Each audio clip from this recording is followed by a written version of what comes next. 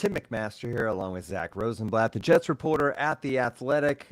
We are getting you ready for the Steelers. We're talking about Davante Adams. We're talking about C.J. Mosley coming back, what that means, and we'll talk about the Steelers and the kicking game. We'll get into that as well, and is there some real pressure here on Greg Zuerlein? So a lot to get to, Zach. Davante Adams is in New York or New Jersey. He is living with Aaron Rodgers, of course. And he spoke to the media yesterday. We're going to get into a lot of the sound. We have stuff to play from different people who spoke on the topic. But first, just your initial thoughts on talking to Davante and how that went down yesterday. Yeah, I just walked away from that, like, just kind of understanding why him and Aaron Rodgers are so close. They seem very similar in a lot of ways, just the way they talk about things, the way they answer questions. They clearly have a lot of love for each other. The whole story they told, and I wrote about this in my story off of the availability yesterday, but as we talked about the other day, like the trade was in the works before that game. It was happening. It was clear that it was happening. He was, like, I heard during the game that he was on his way. Apparently Aaron didn't know that, so like around midnight, he gets a call from Davante. He ignores it because he's still mad about the game. Apparently they talk after every game since last year, which I found interesting. And then Davante calls back again at 1. At first, they're talking about the game for a while, and then Davante's like, yeah, I'm about to head to the airport. And Aaron's like, yeah, then my heart dropped, and I'm like, to going where? And he said New York. And then, that this blissful moment at the end of a bad loss. And then Davante is spending time at his house, Aaron's house now. He's staying there in the short term, at the very least. They're roommates, and it sounds like they were going over hand signals on Wednesday or Tuesday night. And he said Davante's already 95% caught up on them because he has great recall and all this stuff. Like, just picture them hanging out in Rodgers' living room, just like, do you remember this one? Playing. Do you remember this one? What's this one? Yep. Yeah. So it's pretty clear, like, he's going to play on Sunday. So there's been a lot of jokes about his hamstring injury, which, was inevitable, that all of a sudden he's a full participant and all that stuff. But, the most interesting thing to me didn't really have anything to do with the Jets in terms of his press conference. It was the way he was talking about the situation in Vegas. I know Raiders fans weren't particularly happy with it, but he'd get asked. He was asked to start off the press conference. He said something like, "We're both better off. Like the Raiders are better off, and I'm better off." And then somebody followed up with him later, being like, How exactly are the Raiders better off without you?" And he didn't actually answer that question so much as he went into like a little sidetrack about being used the right way, and he doesn't want to be in a situation where he's, they see a cover 2 look and then they just don't throw it his way. And he's like, if you're just expecting single coverage against me all the time, then it's not going to happen. And talked about being comfortable and being able to be himself and all this stuff. Like, very clearly, a lot of it was taking shots at, the offense over there and the quarterbacks that they had, which are not very good. And it's understandable why he'd be frustrated. But, I think, I'm sure people in Vegas didn't love the way it was handled ultimately, but he's a Jet now. He's happy with the quarterback. You're not going to see him complaining about the quarterback unless Rodgers gets hurt at some point. Knock on wood, I guess. But yeah, I think they're him and Aaron, their excitement is palpable. I was very curious to see if Davante's locker would be right next to Aaron's. I think that probably would have been a little too on the nose. It's across the way, so it's not right next to him. But yeah, they're going to be spending a lot of time together, so it's going to be very interesting to see how this plays out. And I fully expect Davante to get not only a full workload on Sunday, but I'd be surprised if he doesn't lead the team in targets on Sunday ultimately. Yeah, and we'll get into what that'll mean for the other receivers. But first, let's listen to Adams talking about what he thinks he's going to bring to this offense as an overall piece, not just like, I'll catch the ball, I'll score touchdowns, but what he'll mean kind of for the entire offense. If nothing else, obviously, being on the field and having an impact, myself, production-wise, but being able to talk through some of the things. Like today, it was a few times I'm brushing up on the system, which, I got down for the most part. But it's a lot of the same stuff we were doing in Vegas, and obviously that tree came from, a lot of things we did in Green Bay. So if it's not me making plays on the field, it's being able to talk to Garrett, talk to, some of the other guys about, what he's thinking, what he's expecting, because that's, one of the main things that Aaron and I have is our connection and, the nonverbals, reading body language, and just kind of understanding how his mind works. And a lot of those small things like that are key to having success. And you look at some of the plays that didn't get converted this year. It's a 2-4 football team, but it could easily be, how many is that? 2 and 6 games. Could be 5-1 if we did it, the right way and clicked up on a few more opportunities that were out there. So they've never been far away. I just think that it's a few of the fine details that you got to lock in on, get used to, and hopefully I can bring some of that. And if you think about the way this team has lost games, he's spot on. Yeah, totally. I mean, that's kind of the crazy part about the coach firing to begin with is that, I mean, to be fair, that they've lost a lot of games in the solid tenure where it was, bad. Just shooting themselves in the foot was the quote of the day almost every time. But, if in the Vikings loss, it's the interceptions, it's the pick six. In the Broncos loss, it's the Greg Zuerlein 50-yard field goal that he missed. And in this last one, Mike Williams runs the wrong route, and there's all this other stuff that happened that pushed them back. But, you know what? Because those games are so close, I think the idea is that maybe bringing in somebody as good as Davante, who's, if nothing else, even if his athleticism has gone down as he's gotten older, he's always going to be in the right place when it comes to him and Aaron, and he's a great route runner, probably one of the best of all time. So, at the very least, you'd think these guys are going to be in the right place. Whether Aaron can, be the Aaron of old and whether the offensive line can hold up long enough to protect him is obviously a big question. But, this goes into a question from the Discord. We can get to that now if you want, because it kind of addresses the next point I was about to make. We got asked a good question in the Badlands Discord, which I recommend you guys subscribe for because it's a lot of fun in there. But yeah, here it is. Zach Blatt just listened to the pod. Nice job. Hey, great to hear it. Isles Jets 88. Seems like you're questioning how much Davante will impact the win column going forward due to offensive line issues, etc. That said, wouldn't you say if we had him for the full season, we'd have a minimum one, likely 2 more wins at this point?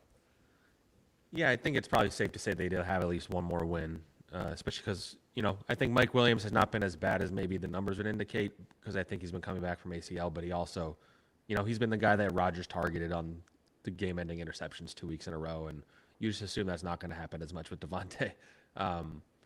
But, yeah, my concern was more looking forward than looking backward because they're in a 2-4 hole now. However they got there, this is the place they're in, and so now their margin for error is so much smaller. Whereas maybe you could, if they had won even one more of those games, you could feel a little better about their ability to overcome their issues. But this is a hole they're in. They're going to be. You hope they're not going to be pressing. You hope they're going to approach it just like any other game each week. But the reality is it's maybe not a stretch. Maybe if it's a stretch, it's only a little bit of a stretch, but maybe even not to say that if they lose the Steelers game, then they're fucked. So, and sorry for the potty mouth, but I think that's that's where they're at. So, can Davante be the difference? Maybe he can. He's historically been a red zone monster. That's what Aaron Rodgers alluded to yesterday. If he can be the one that converts those red zone drives, great, but the offensive line hasn't looked great in the red zone either. They need more consistent play from the running game, and Allen Lazard needs to not have his weeks where he drops everything too. So there's still factors that could potentially hold them back. I mean, and Davante Adams is not going to impact the defense ultimately unless the Jets have big leads. But and we're going to get into defensive injuries, but beyond the injuries on the back end, the defensive line is still a major concern to me. So that's the point I was making when I say Davante's not going to fix all their problems. That's also why I say why not to going out and getting him. There's no really downside to this at all, unless your concern is, the locker room not loving Aaron being around all his buddies or whatever. But I don't see that being an issue if you're winning. So right. So I think Adams definitely raises the ceiling of this offense. He makes your team better. Didn't ultimately cost that much. Financially it did, but Woody clearly was willing to pay it. But yeah, I still have concerns about their ability to pull themselves out of this hole, and how they play against the Steelers on Sunday night is going to dictate my feelings for the rest of the season. Ultimately, if they look really good and they win, then you're starting to feel pretty good about this team's ability to go on a run. But they need a win at minimum, and maybe even more than this. They need to win at minimum 7 of their last 11 games to get to 9 wins. There have been some teams since they've added another wild card that got in with 9 wins. You're more likely, it's not a guarantee you get in at 9. AFC is weaker this year, but not a guarantee. So you can lock yourself in if you get wins in 8 of the next 11 games. And do we believe this team has the ability to win 8 of 11 games? I'm not sure as we sit here right now that I believe they can do that. Yeah, we'll see. And we'll see how the offense looks with Davante Adams. And Aaron Rodgers was asked about all the pieces and should there be any concerns from the other pieces of this offense. about touches and all those little things that matter to players. This is what Rodgers had to say. There's obviously a lot of really good players here now, and there's only one ball. So how do you make sure that guys don't take a back seat who are used to being the driver? Which guys are you talking about? Garrett, Reese, the guys who are used to being your number one receiver and your number 1A playmaker. So what are they worried about? Davante Adams gets a share of those balls, right? Yeah, but it's about winning. You know, those guys are going to get theirs. You know, the most important thing is winning, though. I throw it to the open guy. Guys, you know, obviously they had nice nights the other night. Bringing Davante in, obviously, you know, he's if he's healthy and out there, he's going to get opportunities. But the way the defense plays dictates where the ball goes. And now when you put out, you know, a Tay and a G and Allen or Mike or 82, and teams want to play too high, you got to run the ball. So I think Brees should be real happy. I think the Lions should be real happy, and I think G should be real happy. We can assume that he does know Gibson's name, right? And he's just saying 82 because that's what he calls him. That was the first thing I thought of when he went through that. Was like, wow, 82. But yeah. Yeah, I think he's done that before, where he refers to Xavier Gibson as 82. But yeah, it's I think that's kind of the biggest question I have, is how Garrett in particular, but Garrett and Brees, how these guys handle maybe a smaller share of the workload. You know, Garrett Wilson finally started getting fed targets the last 2 weeks. I think he wound up with something like 32 targets over 2 weeks, which is pretty crazy. And he started to look like himself. This should open things up for him. He'll probably get a lot more work in the slot, which is where he's been at his best, on those quick slants, plays where you get him the ball in space, things like that. So that's going to be very interesting. You know, we're going to find out, you know, if they're winning, then I would think it doesn't matter. But if they stumble at some point, which they will, because that's going to, whether they go on a run or not, they're going to stumble at some point. And if in that game, you know, Garrett Wilson gets not many targets, like, how is he going to handle it? Like, this is something we haven't really seen before, because he's been their no doubt number one receiver for, you know, a little over 2 years now. Yeah. So the other question is, and he mentioned Mike Williams in that too, but slowly you go down the depth chart and there's just going to be less and less playing time. Mike Williams missing practice on Wednesday for personal reasons. Obviously, you start to think, like, is that because of a trade? Is it because he's unhappy? But you said he's reportedly back today as we record this. So maybe it was just something else off the field. That said, you asked Jeff Ulbrich about Williams, and this is what he had to say. Have you guys felt the need to have a conversation with Mike Williams? Because obviously he's got this one cut into his playing time, bringing in something like Davante. You know, as we go forward, you know, talked to Todd about it yesterday and this morning, and you know, fortunately Todd is very good at marking the plays for certain guys and making sure that everybody has a part of this offense. So Todd is on it, and every guy will be integrated. Every guy will get his touches and his ops, and every guy will be featured at times. That said, Diana Rossini tweeting today, Zach, that there is trade interest in Mike Williams. She pointed to the Chargers, Steelers, and Saints. Steelers, obviously interesting that game is coming up this weekend. They're not going to trade Mike Williams to the team they're about to play in the next couple days, but they could next week. There's smoke. What do you think? What are the chances that Mike Williams is on his way out here before the deadline? You know, I wouldn't put it at like 100% certainty or anything, because I do think there is some value to having a depth piece like that. Like, you obviously paid him to be more than that, but you have him on your roster. So the Jets have had a lot of bad luck with injuries in the past, so I don't think it's the worst thing to keep him around for depth. I do think he is a talented player working his way back from an ACL. But yeah, you know, if I was, you know, predicting, I would say yes, he probably gets traded by the deadline, if not sooner than that. I think those three teams, the Saints were the first one that came to mind, especially as I saw Chris Olave and Rashid Shaheed are both out this week, so they have a bunch of guys I've maybe never heard of. They have Cedric Wilson, who was on the Cowboys for a bit, but otherwise it's a bunch of young guys that haven't really done much. The Steelers tried to trade for Brandon Ayuk. They tried to trade for Davante Adams, and they didn't get them. Their receivers aren't very good outside of Pickens, and he's kind of inconsistent and a little bit of a, you know, head case. And the Chargers cut Mike Williams, but they never really replaced him, and I think they're a little better than maybe people thought. They're 3-2. Their defense looks pretty good. You know, a guy like Mike Williams knows how to play with Justin Herbert. Like, makes a lot of sense. And I was looking at those three teams' rosters and their draft picks just to have a little fun with this. And I came up with a few potential offers. So for the Saints, somebody pointed this out to me on Twitter, so I can't take full credit, but I think I like a Mike Williams for Nathan Shepard swap. Nathan Shepard was a pretty good run-stopping defensive tackle for the Jets here. His contract is not that low, and I think they need help on the defensive line. So I think a swap makes sense because the Saints don't have all their draft picks. And you're not going to get a very high draft pick for Williams anyway. For the Steelers, I saw they have a backup safety named Terrell Edmonds. He's pretty experienced. I don't think he'd be like a major upgrade over what the Jets have, but they're really banged up at safety. So I said Terrell Edmonds and a 5th-round pick for Mike Williams. Not that exciting, but it gets a little something. And then the Chargers, they don't really have a lot of players that intrigue me. So something like a 5th or a 6th or multiple day 3 picks or something like that would make sense, or a pick swap or something along those lines. You're not going to get a lot from Mike Williams ultimately. That's why I don't think they should be like dead set on trading him. But the Saints, to me, make the most sense just because they've lost all their receivers. They also don't have their quarterback right now, but I think getting Mike Williams in there would be a pretty good move for New Orleans. So I have my eye on them, but I think all three make a lot of sense in different ways.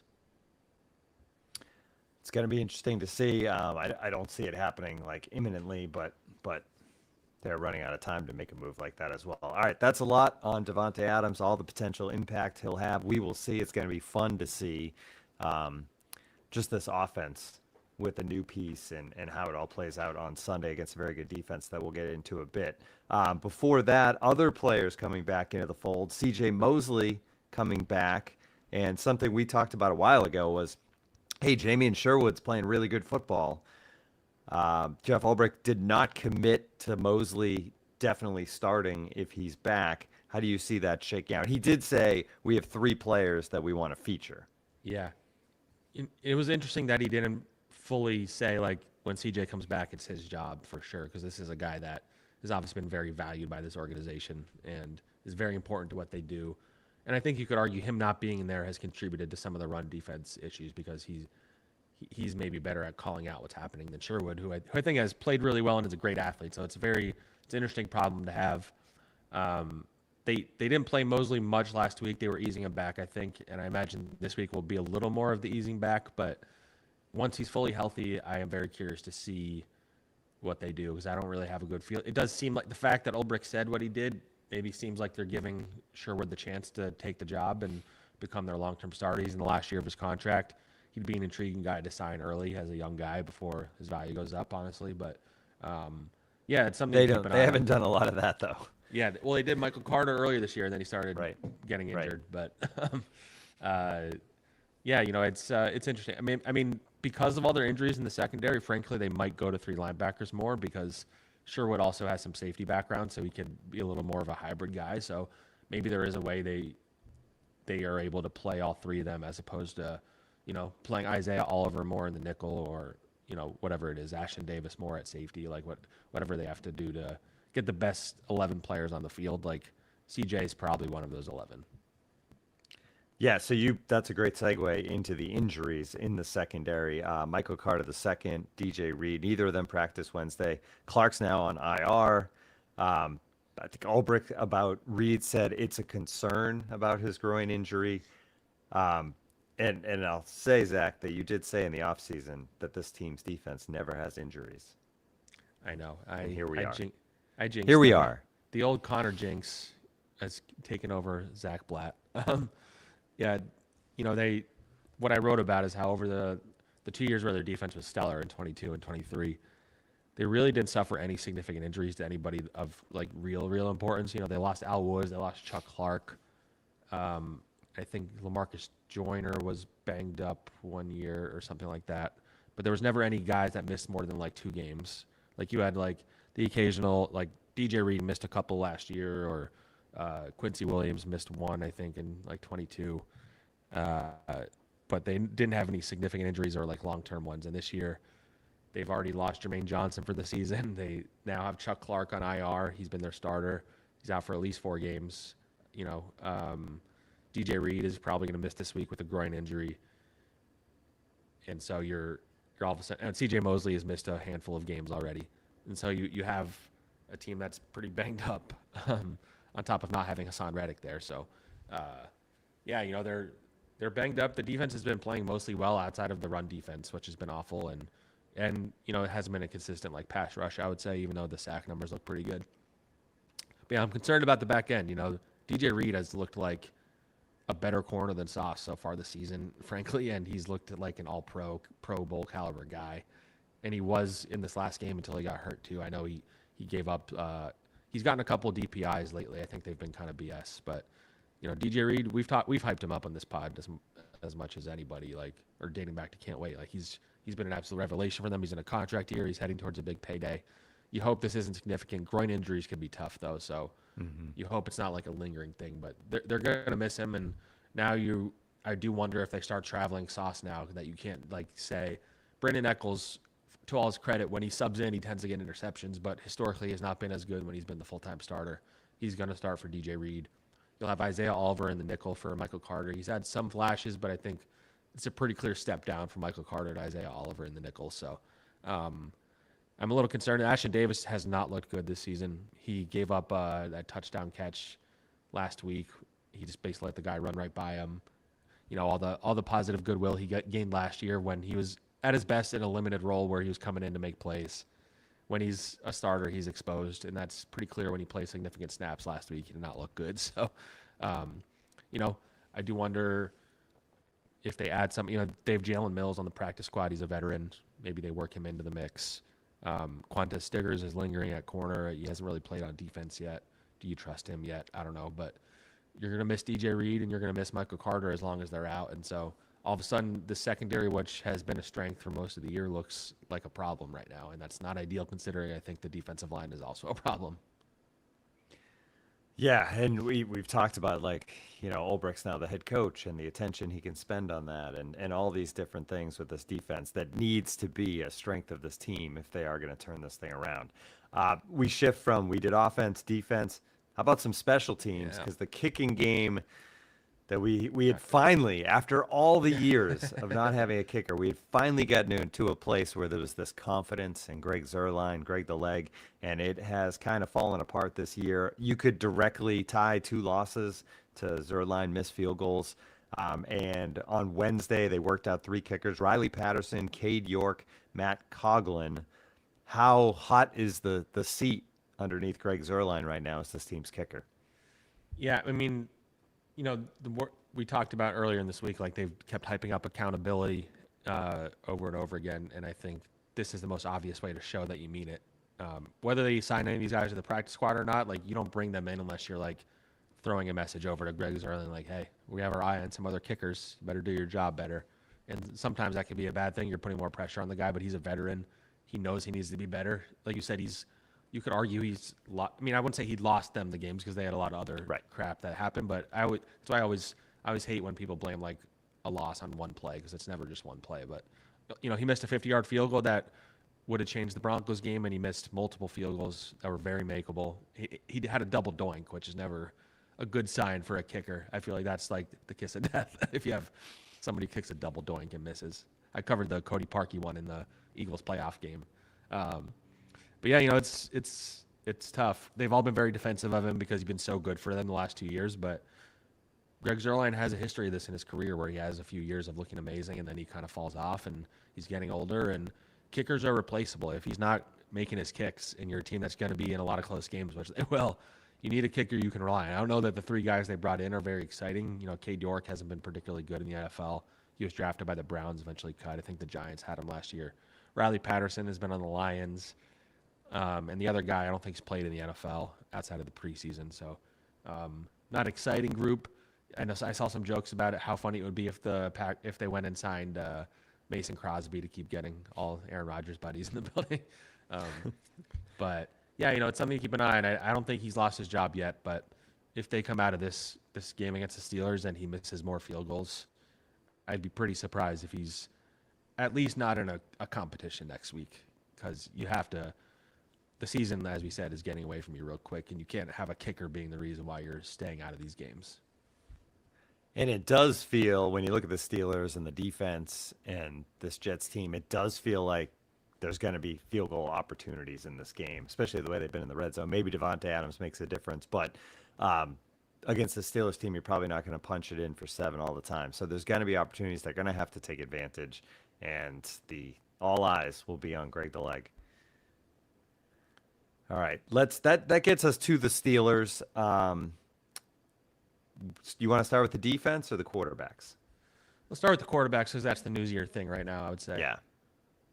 All right, Russell Wilson, Justin Fields. It sounds like it's going to be Wilson. You tweeted today that the Jets, in your mind, would much rather see Russell Wilson than Justin Fields. I believe that. Number one, I just think Russell Wilson is washed up at this point. He's obviously a better thrower at least in terms of like accuracy and getting the ball to his receivers and stuff. He's better than Fields, and I guess you could have some fear that he's going to be good at getting the quick passes out that the Jets struggle against. But the Jets have been really bad against the run, and Justin Fields is one of, if not the best running quarterbacks in the NFL. And the Steelers with Arthur Smith, they will run it every play if they have to. Like this is a team that will hammer the run if it's working. They'll milk the play clock. And if you have Justin Fields, you have a little more ability to run those RPOs, have some keepers and things like that. And the fact that I don't know if they officially announced it, but it sounded like it was heading towards Russell Wilson as the starter. I feel like they might have officially announced it. I can't remember, but yeah, it was surprising to me because it seemed like the Steelers were rallying around Fields. It seems like they really liked him. Maybe this is a thing to put him in so it's the Russell Wilson thing isn't lingering. He comes out, he looks like crap. They put Justin Fields in because I don't think Russell looked good all summer from what I heard. So, yeah, I would say the Jets are probably more fearful of the Justin Fields package, especially, they have Najee Harris and Jalen Warren, not running backs that scare you necessarily, but they've ran at the ball pretty well so far this season. So the Jets are one of the worst run defenses in the NFL, and you just removed one of the best running quarterbacks from the equation. So I'd be a little less scared of Russell Wilson than of Justin Fields. I mean, again, the Jets have a banged up secondary. Will Russell Wilson be able to take advantage of that? We'll find out. But yeah, I would be rolling with Justin Fields if I was them. I haven't seen an official announcement. I've seen that he's taking first team reps. Yeah. It's just surprising me because, I mean, even if they were 3-3, if they were 2-4, yeah, make the change, look for a spark. But they've gotten a spark from Fields, like you said. They've rallied around him a bit. This team's 4-2. I think better than most people would have expected for the Steelers team. So it's a surprising move from obviously this coaching staff that's super well respected and always puts a good team out there.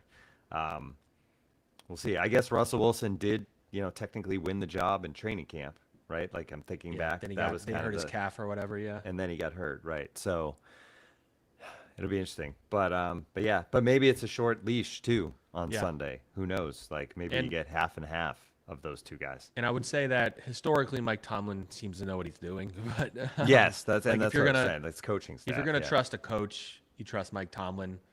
Like the fact that they are still in this, they're probably going to have a winning record again this year. Like it's absolutely bonkers that they've done that every year, and the Jets have had one in the last decade. So it's just crazy that they're so consistently so good. But it's their defense, which I'm sure you're about to get into. But their defense is truly elite.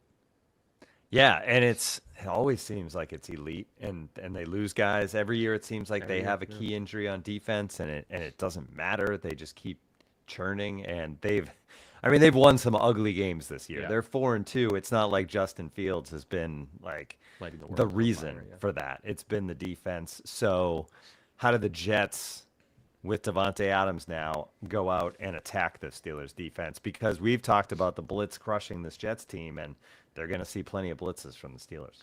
I mean, not only going to see plenty of blitzes, but you have T.J. Watt going against either Tyron Smith, who's been really, really bad lately, frankly, especially in pass protection, and you have Morgan Moses on the other side, who's been mostly solid. But T.J. Watt's going to win most one-on-one matchups. Can the Jets do the right things in terms of doubling him? I think back to last year against the Cowboys, when Diane and I had this in our story, like they kept on not doubling Micah Parsons, and he was destroying Zach Wilson that day. Like he absolutely wreaked havoc on Dwayne Brown. They were not giving Dwayne Brown help. And from what I heard, that Keith Carter was asking Hackett to get help to him, and Hackett was not doing it. So you hope that with Downing and Carter, who worked together in Tennessee, a little better rapport maybe, that they are better equipped to handle TJ Watt because he can absolutely wreck your game. He's arguably the best defensive player in the NFL, probably the best edge rusher, which is saying a lot because there's some really, really good ones. Micah Parsons, like I just said, I think TJ Watt's better than him. And so you have to deal with him, and they have other good pass rushers, Alex Highsmith. They have pretty consistently good defensive line. Their secondary is usually pretty good. But the fear for me is just the ability to block up front. If the offensive line has a bad game, I do not think the offense will do very well. If they block well up front, then I think the Jets can have a really good game passing the ball and running the ball. Like they need to establish the run early. They need to make it so they can't just pin their ears back and fly at you. If the Jets fall behind, I'm very concerned about their ability to come back in this game. So even with Davante. So the key is going to be Tyron Smith, Morgan Moses especially, but the interior guys too. But the tackles, TJ Watt will probably rush from both sides. If they can't contain him or at least prevent him from wrecking the game, then it's going to be a long day, or a long night, I should say. And a lot is going to be on Rodgers to get the ball out quick, which he has been doing. Like, he's been getting it out very quick. But how does that, like, trying to get the ball out quick, now you have Adams on one side, Garrett on the other side. That can't hurt as far as, like, a quick slant or whatever you need to do, especially with the communication factor with Adams, right? The fact that they are were so in sync as far as the hand signals and everything, that's got to help against this team as far as just getting the ball out quick and beating Watt that way. Yeah. You know, when their offense was working as well as it was in the first 3 weeks, it was Rodgers getting rid of the ball quick. And you saw that in all three games, but especially week 2 and week 3 when they had their best games of the season. Even the Titans one was a little sloppy, but those were two of their best offensive performances in terms of Rodgers. So getting rid of the ball quickly, especially if Garrett's coming out of the slot and Aaron just knowing where Davante's going to be at all times, you would think throw it quickly.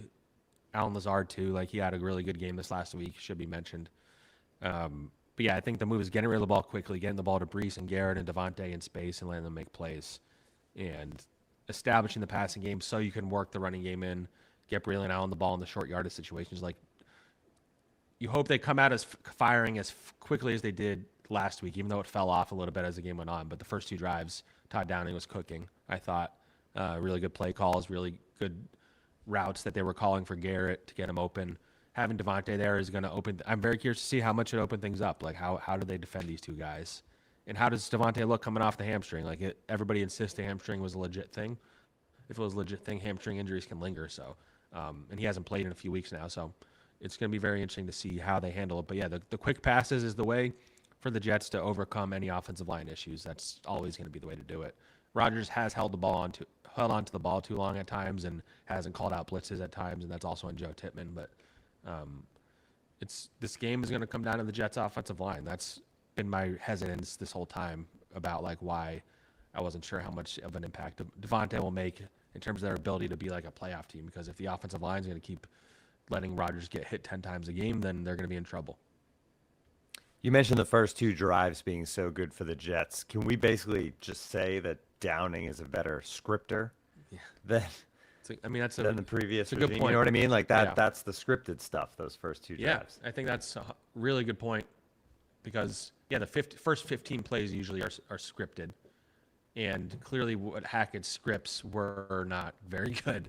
There was, I forget which game it was, maybe the Titans game where they came out throwing like 7 straight times or something like that. And they had a pretty good script that day. But Downing is good at that. I think dating back to last training camp, I remember I had heard, or it might have even been spoken about, that he was like scripting a lot of the practices too. So he has some history with this. And it's like the flip of Hackett where you want him to keep going with what's working in the script the rest of the game. Because I think they got away from some stuff. Whereas Hackett, the script would be awful. They would do nothing in the beginning, and then maybe later in the game they'd finally start getting more aggressive. So you want to balance. But yeah, I think I just have more confidence in Downing's ability to put their offense in position to succeed in coalition with Aaron Rodgers at the line of scrimmage and Davante now. Like, they're in their best position they've been offensively in years, just in terms of personnel and coaching. So we're going to really find out how Downing looks, with teams preparing for his play calling and all that stuff. But it's going to be a very interesting week. Like, this should be, like, in my head, like, if the best case scenario here is the Jets offense comes out firing, Davante Adams has a big game and Garrett's running wide open and scores a touchdown and the offense finally goes off against a good defense as opposed to only going off when it's a bad defense. And then you feel good about like, oh, okay, maybe this is the team we thought they were going to be. I don't know. I have confidence it's going to look like that, but that's what you want to see. Like, show everybody that it's not just talk, all the accountability, all the stuff is so much better now. The energy's great. Like, show it. And, I think everybody's tired of all the talk and all the close losses or the just sneaking by wins. Like, just go out and have a really, really good game on all sides of the ball. All right, prediction time. You want to go first? You want me to go first? I'll go first. It's, again, just like last week, it's kind of hard just to predict this one just because I don't know what the offense is going to look like with Davante. But, I'm going to say the Jets meet the challenge, and I say Jets 17, Steelers 13. Wow. Low scoring affair. We are in sync. I'm not like 100% confident in that, but that's where I'm at. Yeah. No, I have 17-10, so it's pretty good. Reasoning being, I think if Russell Wilson is a quarterback, I don't think the Steelers' offense is going to do a whole lot in this game. I don't think the Jets' offense is going to light things up, but I think they get enough done, and they get a couple of touchdowns. Let's hope both those touchdowns, if they get 17 that we're both predicting, are actually from the offense and come from the red zone. I think that would make people feel pretty good. Yeah. And then they get a field goal from Zuerlein, who doesn't miss any, and they escape with a 17-10 win. They're back to 3-4, and I think at that point we probably still don't know anything about this team. Very true. All right, it's going to be interesting. Enjoy the game. We'll be back on Monday with the 4-down recap, which hopefully will be actually just 4 downs and not filled with trades and everything that else is going on with this team. But it'll be a lot of fun. Jets will be 3-4. We'll be talking about how they've started the turnaround. Book it. We'll talk to everybody then. Bye.